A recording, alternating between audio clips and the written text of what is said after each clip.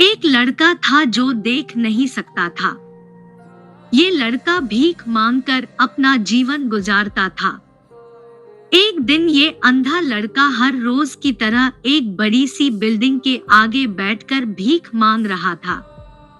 उसी समय वहां से एक अनमोल नाम का लड़का गुजरता है और इस अंधे लड़के को भीख मांगता हुआ देखता है। अनमोल उसी बिल्डिंग में एक ऑफिस में काम करता था। जब अनमोल ने देखा कि ये लड़का भीख मांग रहा है, तो वो उसकी मदद करने के लिए उसके पास पहुंचता है। अनमोल वहां जाकर देखता है कि इस लड़के के पास एक डिब्बा है और उस डिब्बे में थोड़े सिक्के भी हैं। कुछ लोग आते हैं, इस लड़के को पैसे देते हैं और कुछ लोग उसे बस देखकर ही चले जाते हैं। अनमोल ने ये भी देखा कि इस लड़के के पीछे एक बोर्ड लगा हुआ था जिस पर लिखा था कि मैं एक अंधा लड़का हूँ, मेरी मदद कीजिए। ये सब देखकर अनमोल अब ये सोचने लगा कि इस दुनिया में भी बड़े कमाल के लोग हैं, जिसे मदद की जरूरत है उसे कोई नहीं करता है। उस बोर्ड पर जो लिखा था उसे वो मिटा देता है और उसकी जगह पर और कुछ लिख देता है। अब अनमोल कुछ पैसे उस डिब्बे में रखता है और ऑफिस की ओर बढ़ता है। फिर अनमोल ऑफिस पहुंचता है और हर रोज की तरह अपना काम करता है।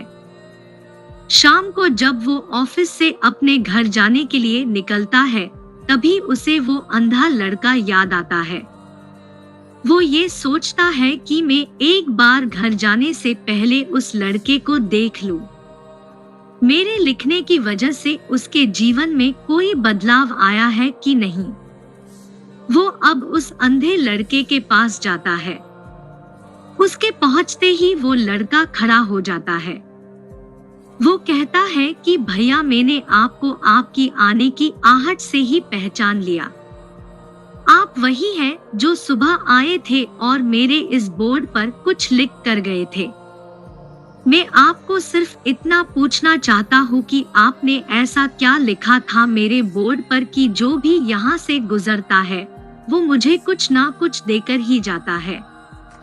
अनमोल ने कहा कि मैंने जो तुम्हारे बोर्ड पर लिखा हुआ था उसे मिटा दिया। तुम्हारे बोर्ड पर लिखा हुआ था कि मैं एक अंधा लड़का हूँ, मेरी मदद कीजिए। मैंने उसको मिटा दिया और ये लिख दिया कि आज का दिन बहुत खूबसूरत है, लेकिन मैं देख नहीं सकता हूँ। हम ये बड़ी आसानी से समझ सकते हैं कि पहले जो लिखा था और बाद में अनमोल ने जो लिखा उसमें काफी अंतर था। अनमोल ने जो कुछ भी लिखा था वो एक नई सोच थी और ये लाइन पढ़ने वालों में भी पॉजिटिविटी फैला रही थी, इसलिए लोग इस लड़के को कुछ न कुछ जरूर देकर ही जाते थे। अगर हम हमारे सोचने का तरीका बदल देते हैं तो हमारी जिंदगी भी बदल जाती है।